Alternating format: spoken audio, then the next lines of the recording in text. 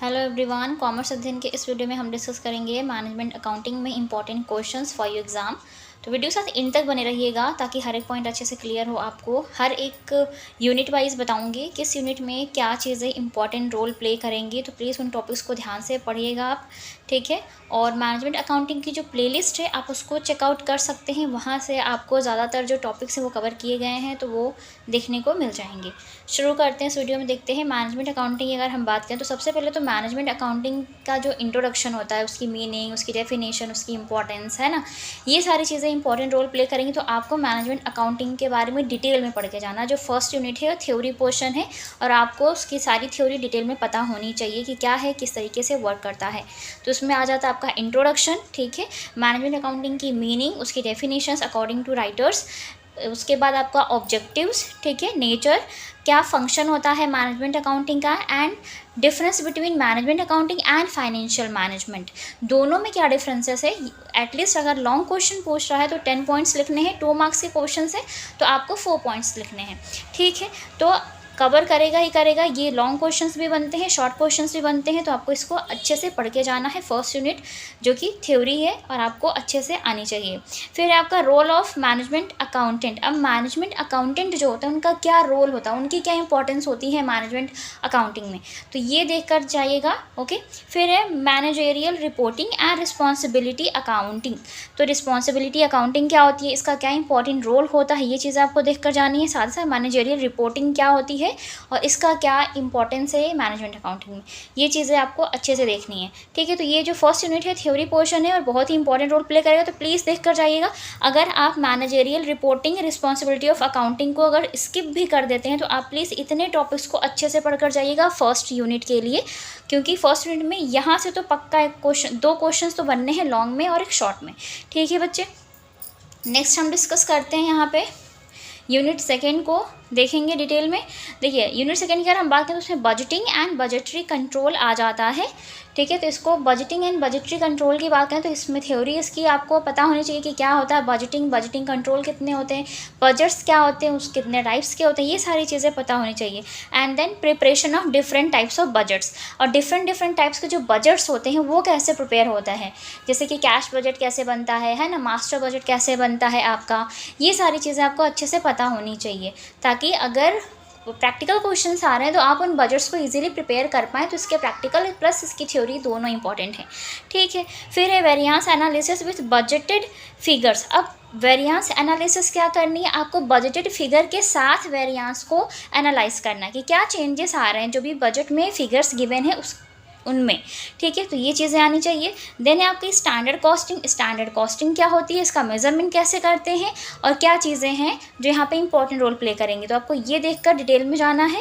And variance analysis, material, labour, overhead, ये जो chapter है ये 3 टॉपिक्स कवर कर रहा है। एक है वेरिएंस एनालिसिस फॉर मटेरियल, जिसमें आप MCV, MPV, MUV वगैरह फाइंड आउट करते हैं। फिर लेबर की बात करें तो इसमें भी सेम चीज़ें आप फाइंड आउट करते हैं, और ओवरहेड भी। तो ये 3 चैप्टर कवर करते हैं और ये तीनों के ही प्रैक्टिकल क्वेश्चंस ही पूछते हैं।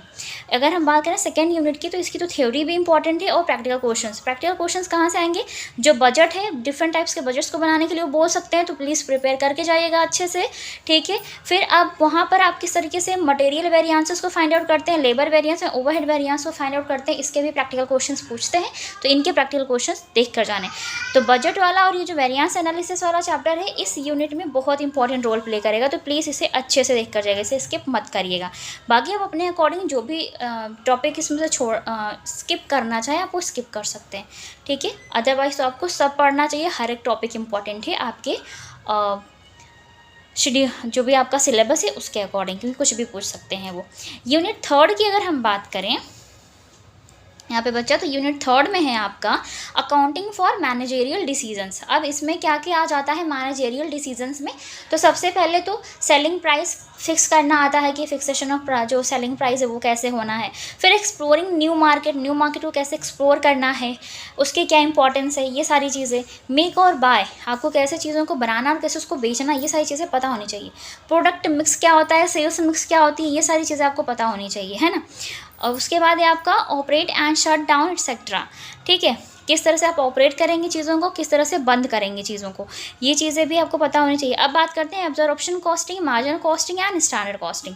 ये तीनों जो लास्ट वाले चैप्टर हैं इंपॉर्टेंट है, इसकी थ्योरी देख कर जाइएगा, हो सके तो प्रैक्टिकल क्वेश्चन भी देख कर जाइएगा, ठीक है। तो इसमें भी आपकी थ्योरी एंड प्रैक्टिकल क्वेश्चन दोनों इंपॉर्टेंट रोल प्ले करेंगे।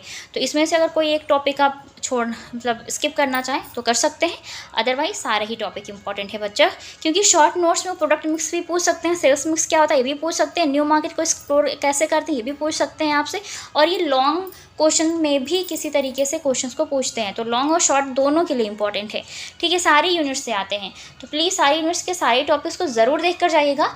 जो ज़्यादा मार्क्स कैरी करते हैं उनको डिटेल में पढ़ के जाना है आपको, जैसे कि जो इंपॉर्टेंट चैप्टर्स मैंने बताए हैं उनको देख कर जाएगा, थ्योरी के पर्सपेक्टिव से भी और प्रैक्टिकल क्वेश्चन के पर्सपेक्टिव से भी, ठीक है।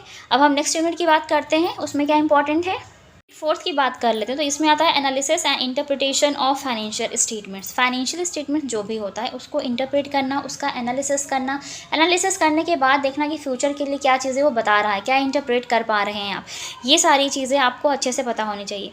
रेशियो एनालिसिस, प्रैक्टिकल क्वेश्चंस आते हैं, ये जो आपकी फोर्थ यूनिट है इसमें ज़्यादातर प्रैक्टिकल क्वेश्चन ही पूछेंगे।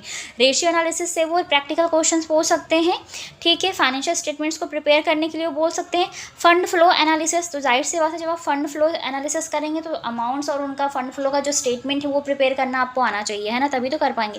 कैश फ्लो स्टेटमेंट्स को प्रिपेयर करना आना चाहिए, तभी आप उनको एनालाइज कर पाएंगे।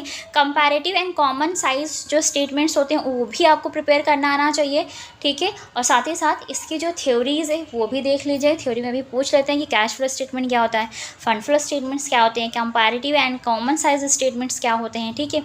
और फिर इनके जो प्रैक्टिकल क्वेश्चंस बनते हैं, स्टेटमेंट्स कैसे प्रिपेयर होंगे, ये सारे ये ज़रूर देख कर जाएगा। कभी कभी डिफरेंसेस भी पूछ लेते हैं कि fund flow analysis and cash flow analysis में क्या डिफरेंसेस है, या फिर fund flow statement and cash flow statement में क्या डिफरेंसेस होता है। तो ये सारी चीज़ें भी आपको देख करके जानी है। तो सो प्लीज़ कुछ भी इग्नोर मत करिए, क्योंकि शॉर्ट और लॉन्ग दोनों क्वेश्चंस आते हैं। तो अगर आप अपने लॉन्ग क्वेश्चन को प्रिपेयर करते हैं, आपका शॉर्ट इजीली प्रिपेयर हो जाता है, तो आपको पढ़ के ही जाना है, ठीक है। और अगर आपकी तैयारी इस तरीके से नहीं है शुरू से, अगर आप लास्ट मोमेंट में पढ़ना चाहते हैं तो जो इंपॉर्टेंट चैप्टर्स बताए हैं वो प्लीज़ पढ़ के जाइएगा। जैसे कि यहाँ पर अगर इसकी बात करें तो रेशियो एनालिसिस बहुत इंपॉर्टेंट रोल प्ले करेगा, ठीक है। प्रैक्टिकल क्वेश्चंस आएंगे इसके ज़्यादातर। फंड फ्लो और ये कैश फ्लो बहुत इंपॉर्टेंट है, दोनों को इन तीन चीज़ों को ज़रूर देख कर जाएगा फोर्थ यूनिट में, ठीक है। यकीन करती हूँ इस वीडियो में आपको यूनिट वाइज चीज़ें क्लियर हो गई होंगी कि क्या कहाँ से आने वाला है और किस यूनिट में कितना पोर्शन कवर करेगा। तो प्लीज़ देख कर जाइएगा।